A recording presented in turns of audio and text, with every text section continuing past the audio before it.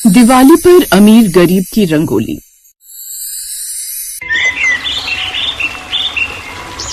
दिवाली का त्योहार नजदीक था, इसलिए निशा हर बार की तरह इस बार भी दिवाली सेलिब्रेशन के लिए कुछ नया करने वाली थी। निशा, तू एक काम क्यों नहीं करती? इस बार अपने घर में रंगोली प्रतियोगिता का आयोजन कर, फिर तू उसमें इनाम रखना। जो भी रंगोली जीतेगा उसे बड़ा उपहार दिया जाएगा। ऐसा कुछ कर ले। हाँ, आइडिया तो अच्छा है, पर मुझे तो रंगोली बनानी आती नहीं है, फिर क्या ही फायदा होगा। इतनी सी बात। अरे निशा, ये प्रतियोगिता तुम्हारी हवेली में आयोजित होगी। इतनी सारी लड़कियां प्रतियोगिता में हिस्सा लेंगी। तुम्हें जिसकी भी रंगोली सबसे अच्छी लगे, बस तुम उस लड़की की रंगोली को अपना नाम दे देना और उस लड़की को बदले में ढेर सारे इनाम दे देना। निशा और उसकी सहेलियां भी बात कर ही रही थी कि तभी निशा के मम्मी पापा आ जाते हैं। निशा, इस बार दिवाली पर मेरे खास दोस्त दीवान साहब का बेटा रणविजय हमारे घर आ रहा है, और एक बहुत ही जरूरी बात मैंने दीवान साहब से तुम्हारे और रणविजय के रिश्ते के बारे में चलाई है। दिवाली पर कुछ दिन के लिए रणविजय हमारे साथ हवेली में ही रुकेगा। मैं चाहता हूँ तुम और रणविजय एक दूसरे को समझो, ताकि हम इस रिश्ते की बात को आगे बढ़ा सकें। पापा, आप टेंशन मत लो, आपकी बेटी सब संभाल लेगी। अच्छा पापा, मैं कह रही थी कि दिवाली से एक दिन पहले मैं हवेली में रंगोली प्रतियोगिता का आयोजन कर रही हूँ। गांव की बहुत सी लड़कियों को इस प्रतियोगिता में भाग लेने के लिए बुलाया जाएगा, और सबसे बड़ी बात, आपकी बेटी खुद रंगोली प्रतियोगिता में भाग लेगी। पर निशा बिटिया, तुम्हें तो रंगोली बनानी आती नहीं, तुम कैसे बनाओगी? माँ, वो सब मैं देख लूंगी। अच्छा, मैं कह रही थी पापा कि जो भी रंगोली प्रतियोगिता को जीतेगा उसे मैं सोच रही थी अच्छा इनाम दिया जाए। प्रथम आने वाले को 50,000 रुपए, दूसरे स्थान पर आने वाले को 25,000 और तीसरे स्थान पर आने वाले को मैंने 15,000 का इनाम रखा है। ठीक है ना पापा? हाँ हाँ बिटिया, दिवाली का त्योहार है, तुम्हें जो सही लगे वही करो। बस एक बात याद रखना, कभी भी तुम्हारी वजह से किसी के दिल को कोई ठेस न पहुंचे, किसी का दिल न दुखे। दिवाली खुशियां बांटने का त्योहार है। अच्छा, एक बात और, दिवाली पर रंगोली प्रतियोगिता की तैयारी करते हुए तुम्हें रणविजय का भी पूरा ख्याल रखना है। उसे एक पल के लिए भी ये नहीं लगना चाहिए कि तुम उस पर ध्यान नहीं दे रही हो, इसीलिए इस बात का भी तुम ध्यान रखना। ठीक है पापा, मैं ध्यान रखूंगी। और फिर निशा रंगोली प्रतियोगिता की तैयारी में लग गई। निशा ने गांव के बड़े और अमीर सेठों की लड़कियों को इस प्रतियोगिता में भाग लेने के लिए निमंत्रण दिया। तुम्हें रंगोली प्रतियोगिता में आना है। मैं अपनी हवेली में दिवाली पर रंगोली प्रतियोगिता का आयोजन कर रही हूँ। तुम आओ और अपनी प्रतिभा दिखाओ और बड़ा इनाम पाओ। अरे वाह, फिर तो इस दिवाली पर बहुत मजा आने वाला है। मैं जरूर आऊंगी। और तुम बताओ, तुम इस प्रतियोगिता में भाग ले रही हो? हाँ, भाग ले रही हूँ, पर मुझे रंगोली बनानी आती नहीं है। देखती हूँ क्या करती हूँ। मैं तो सोच रही थी कोई ऐसी लड़की मिल जाए जो मेरे लिए रंगोली बना दे। बदले में मैं उस लड़की को ढेर सारे पैसे दे दूंगी। बस सबके सामने मैं रंगोली पर अपना नाम लिख दूंगी कि मैंने वो रंगोली बनाई है। इस काम के लिए तो तुम्हें थोड़ी धोखेबाजी करनी होगी। बहाने से किसी गरीब लड़की की रंगोली को अपना बनाना होगा। अब कोई गरीब लड़की तुम्हारे आगे बोल नहीं पाएगी, इसलिए तुम इस प्रतियोगिता में किसी ऐसी गरीब लड़की को बुलाओ जो बहुत अच्छी रंगोली बनानी जानती हो, और वो जब रंगोली बना लेगी तो उसे कुछ पैसे पकड़ा कर रंगोली से हटा देना और खुद रंगोली की जगह पर बैठ जाना। बस सबके सामने तुम्हारी इज्जत हो जाएगी। हाँ, तुमने बहुत अच्छा आइडिया दिया। सुना है ना, वैसे पापा भी कह रहे थे कि दीवान साहब के बेटे रणविजय के साथ मेरी शादी की बात चल रही है। अगर रणविजय को पता चला कि मैं रंगोली नहीं बना पाई तो वो क्या सोचेंगे? मैं तो चाहती हूँ कि उन्हें यही लगे कि मैं बहुत अच्छी रंगोली बनाती हूँ। मैं आज ही एक ऐसी लड़की ढूंढती हूँ जो अच्छी रंगोली बनाती हो।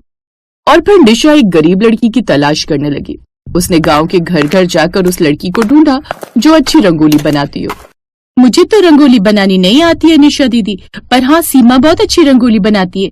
पिछले कई सालों से मेरे चाचा की बेटी सीमा बहुत अच्छी रंगोली बनाती आ रही है। अगर आपको तो मैं उसके घर आपको ले चलती हूँ। ठीक है, तो फिर मुझे ले चलो सीमा के घर। निशा सीमा को अपनी चिकनी चुपड़ी मीठी मीठी बातों में फंसा लेती है और उससे झूठ बोलती है। सीमा, मैं चाहती हूँ गांव के हर घर की लड़की को अपनी कला प्रदर्शित करने का मौका मिले, इसलिए मैं हवेली में दिवाली पर रंगोली प्रतियोगिता का आयोजन कर रही हूँ। मुझे पता चला है कि तुम बहुत अच्छी रंगोली बनाती हो, इसलिए मैं तुम्हें खुद निमंत्रण देने के लिए आई हूँ। निशा जी, मुझे रंगोली बनाना बहुत पसंद है, मैं जरूर आऊंगी। मेरे लिए तो ये बहुत सौभाग्य की बात है कि इतनी बड़ी हवेली में मुझे रंगोली बनाने का मौका मिल रहा है। मैं प्रतियोगिता में भाग जरूर लूंगी। फंस गई बेचारी। ये तो बहुत अच्छी बात है सीमा, मैं जानती हूँ कि तुम जरूर कुछ अद्भुत बनाओगी। निशा सीमा से कुछ देर और मीठी मीठी बातें करती है और उसे बताती है कि ये प्रतियोगिता उसके लिए कितनी जरूरी है, और फिर वहां से चली जाती है। सीमा हवेली में रंगोली बनाने के उत्साह में डूब जाती है। रंगोली प्रतियोगिता से एक दिन पहले निशा की हवेली में रौनक बढ़ जाती है। रणविजय दीवान साहब का बेटा भी आ चुका था। वो एक सभ्य, समझदार और सादगी पसंद नवयुवक था। रणविजय, आओ बैठो। ये मेरी बेटी निशा है। निशा, ये रणविजय है। आपसे मिलकर खुशी हुई रणविजय जी। वैसे आपको हमारी हवेली कैसी लगी? आपकी हवेली बहुत सुंदर है और कल की रंगोली प्रतियोगिता के बारे में सुनकर मुझे बहुत उत्सुकता हो रही है। हाँ, मैं भी भाग ले रही हूँ। मुझे रंगोली बनाने का बहुत शौक है। मैं चाहती हूँ कि कल आप भी मेरी कलाकारी देखें। मैं जरूर देखूंगा। कला की कद्र मुझे करना आता है। निशा रणविजय को अपनी कला का प्रदर्शन दिखाने के नाम पर मन ही मन खुश हो रही, क्योंकि उसे पता था कि सीमा की कलाकारी के बल पर वो रणविजय के सामने एक कला प्रेमी और गुणी लड़की के रूप में खुद को पेश कर रंगोली प्रतियोगिता शुरू होती है। सब लड़कियां रंगोली बनाना प्रारंभ करती हैं, पर निशा की नजर तो सीमा की रंगोली पर थी। कब सीमा रंगोली बनाए और कब निशा उस रंगोली के पास बैठे, वो इसी इंतजार में थी। जैसे ही सीमा ने रंगोली बनाई, निशा ने तुरंत उसे बहाने से हवेली के अंदर भेज दिया। उस समय तक रणविजय निशा के पापा के साथ हवेली के अंदर ही था, इसलिए उसे नहीं पता था कि ये रंगोली किसने बनाई है।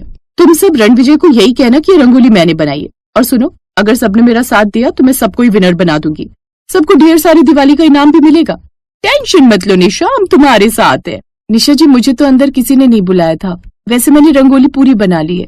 तुमने कौन सी रंगोली बनाई है? तुमने तो अभी रंगोली शुरू भी नहीं की। ये देखो, ये रंगोली तो मैंने बनाई है।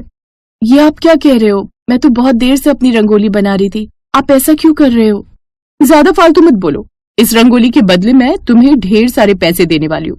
तुम जैसे गरीब की रंगोली इतनी बढ़िया भी नहीं है जितने ज्यादा मैं इसके दाम तुम्हें दूंगी। नहीं नहीं, मैं अपनी कला को बेचूंगी नहीं। वो अलग बात है कि मैं इस प्रतियोगिता की जीती हुई इनाम राशि हक से रखती, पर ऐसे में बेईमानी के पैसे नहीं रखूंगी। इतनी देर में रणविजय भी निशा के मम्मी पापा के साथ हवेली से बाहर आ जाता है। उसे सारी बात पता चलती है। मेरे पास एक रास्ता है, ये सच जानने का कि इस रंगोली को वास्तव में किसने बनाया है। जब मैं बोल रही हूँ कि ये रंगोली मैंने बनाई है तो आप उस पर विश्वास क्यों नहीं कर रहे? आप इस गरीब पर विश्वास कर रहे हो। निशा, इसमें गरीब अमीर कुछ नहीं है। मैं बस सच का साथ दे रहा हूँ। रणविजय भैया, मेरे पास एक सबूत है ये साबित करने का कि ये रंगोली मैंने बनाई है। रंगोली बनाते समय शुरू में मैंने एक ऐसी गलती कर दी थी जिसे मैं अंत में पूरा करना चाहती थी। निशा जी, क्या आप बता सकती हो इस रंगोली में क्या अधूरा है? हाँ, गलती तो मुझे भी दिखाई दे रही है निशा। क्या तुम देख पा रही हो कि तुमने जो रंगोली बनाई है उसमें क्या चीज अधूरी है? मैंने कोई गलती नहीं की। मैंने अपनी रंगोली बहुत अच्छे से बनाई है। इस रंगोली में कुछ अधूरा नहीं है। निशा जी, आप गलत कह रहे हो। इस रंगोली में एक कमी है। रंगोली में जो मोर पंखी है उसकी डंडी गायब है, जो मैं बाद में बनाने वाली थी। और फिर निशा का झूठ सबके सामने आ गया। निशा के माता पिता उस समय बहुत लज्जित भी हुए, पर नियम के अनुसार सीमा इस प्रतियोगिता की प्रथम विजेता बनी और उसे 50,000 इनाम दिया गया, जो रणविजय ने खुद अपने हाथों से दिया। सीमा की दिवाली खुशियों से भर गई। एक गरीब के हाथों से मेहनत से बनी हुई रंगोली जीत गई और अमीर की धोखाधड़ी सामने आ गई। निशा की हरकतों की वजह से रणविजय ने उससे शादी करने से इनकार कर दिया। निशा के पास सिवाय पछतावा करने के कुछ नहीं बचा था।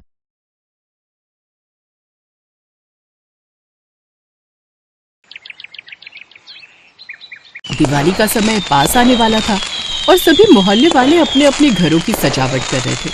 संगीता गली में झाड़ू लगा रही थी, तभी उसकी पड़ोसन अनीता उससे बोलती है, अरे ध्यान से संगीता भाभी, धीरे झाड़ू लगाइए ना, सारी मिट्टी मेरे ही दरवाजे पर आ रही है। अच्छा, मैं तो घर के बाहर झाड़ू लगा रही हूँ और तुझे इतनी दिक्कत है तो खुद ही साफ कर ले। तभी उसका पति अनुज बोलता है, अरे भाभी, वो मिट्टी आकर दरवाजे पर बैठ जाती है ना, इसीलिए वो बोल रही है। तुम मर्द लोग तो बस बहाने बनाना जानते हो। एक तो वैसी दिवाली कितनी साफ सफाई करके मेरी कमर दुख रही है। लो आओ, खुद ही आकर सफाई कर लो। इसी तरह उनके बीच लड़ाई का टॉपिक शुरू हो जाता है। तो वहीं दूसरी तरफ रंजना का घर था। वो अपने दरवाजे के सामने झालर टांग रही होती है, जबकि मदन साइकिल पर आ रहा होता है। वो झालर मदन के मुंह पर लगती है। ओफो, जरा देखकर, तुम्हारी झालर से मैं भी गिर जाता तो मुझे चोट लग जाती। अच्छे से जानती हूँ आपको। आप हमसे चिढ़ते हैं क्योंकि हमारे घर की सजावट आपके घर की सजावट से ज्यादा सुंदर दिख रही है ना। वहीं थोड़ी आगे इसी तरह दो और औरतें आपस में झगड़ रही थी। तुम हर बार ऐसे ही करती हो रुचि, कोई भी घर आता है तो धुलाई के नाम पर हमारे घर के आगे कीचड़ कर देती हो। लो भाई, अगर सफाई नहीं करूं तो कहोगी कि गंदगी है, और सफाई करूं तो कहती हो कि कीचड़ कर दिया। पता नहीं तुम्हें क्या प्रॉब्लम है मुझसे। इसी तरह पूरे गली मोहल्ले में सब अपने अपने घरों की साफ सफाई और सजावट के चक्कर में एक दूसरे से लड़ रहे थे। तो वहीं गली के बच्चे आपस में एक कोने में पटाखों की चर्चा कर रहे थे। मेरे पापा तो इस बार मेरे लिए रॉकेट लाएंगे, अरे रॉकेट क्या, मेरे पास तो 500 रुपए वाले बम है। इस बार तो हम अच्छे से धमाके करेंगे। मैं तो खूब सारे अनार और बम पटाखे जलाऊंगी। तो वहीं कुछ बच्चों ने तो अभी से ही पटाखे जलाना शुरू कर दिया था, जिससे अड़ोसी पड़ोसी परेशान हो रहे थे। ओफो अनुज भैया, ये बताओ आपको परेशानी क्या है? आप बात बात पर क्यों मुझे ही ताने सुनाते रहते हो? पहले तो मेरे को ही ताने सुनाते हो और अब मेरे बच्चों के भी पीछे पड़ गए। देखो तो क्या किया बच्चों ने, यहाँ पर पटाखे जलाकर गंदगी कर दी है, जिससे हमारे घरों के सामने कितने पटाखों का कूड़ा हो गया और कुछ तो घर के अंदर भी चला गया। उफ, मेरा ही बच्चा कमीना है जो मेरी बिल्कुल नहीं सुनता। चल अब अंदर। इस तरह लड़ते झगड़ते दिवाली का दिन भी आ जाता है और इस दिन मोहल्ले में गुस्से की जगह मिठास की बोली सुनाई देती है। ये लो अनीता भाभी, आपके लिए मैं ये खास रसगुल्ले लेकर आई हूँ, आपको पसंद है ना? अरे संगीता, इतनी सारी मिठाई!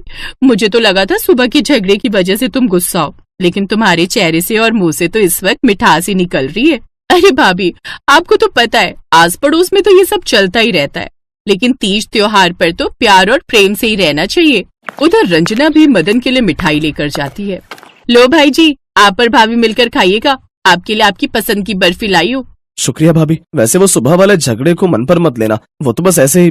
अरे नहीं नहीं, ये सब तो चलता ही रहता है, लेकिन आप भी तो सबसे पहले मेरे लिए मिठाई लेकर आते हैं, सब लड़ाई झगड़े भूलकर। और वैसे भी आज तो त्योहार का दिन है, इसलिए आज तो मैं बिल्कुल नहीं झगड़ना चाहती हूँ। वैसे भी आप मेरे सबसे फेवरेट पड़ोसी हो। इसी तरह रेनू भी महेश को मिठाई देने जाती है। ऐसे रुचि और सुनीता भी एक दूसरे के घर मिठाई देती हैं। त्योहार से पहले जहाँ सभी लोग आपस में लड़ रहे थे, वो सभी त्योहार पर एक दूसरे के साथ खूब प्यार से पेश आते हैं। फिर त्योहार खत्म होते ही अगले दिन फिर से उनमें सफाई को लेकर लड़ाई झगड़ा खत्म हो जाता है। लो संगीता भाभी, त्योहार खत्म हुआ नहीं कि फिर से तुमने कूड़ा मेरे घर के सामने करना शुरू कर दिया। रोज की तरह तुम्हारे ये ड्रामे फिर से शुरू हो गए। देख, मैं जानबूझकर तेरे उधर नहीं कर रही हूँ, ये तेरे उधर का कूड़ा है, तू खुद साफ कर ले। वैसे भी रात भर तेरे बच्चों ने खूब हुड़दंग मचाए है। हाँ हाँ, जैसे तुम्हारे बच्चे तो घर के अंदर घुसे हुए थे ना, वो भी उनके साथ बाहर ही थे। इसी तरह ये खट्टी मीठी नोकझोंक फिर उस नटखट मोहल्ले में शुरू हो जाती है। Thanks for watching.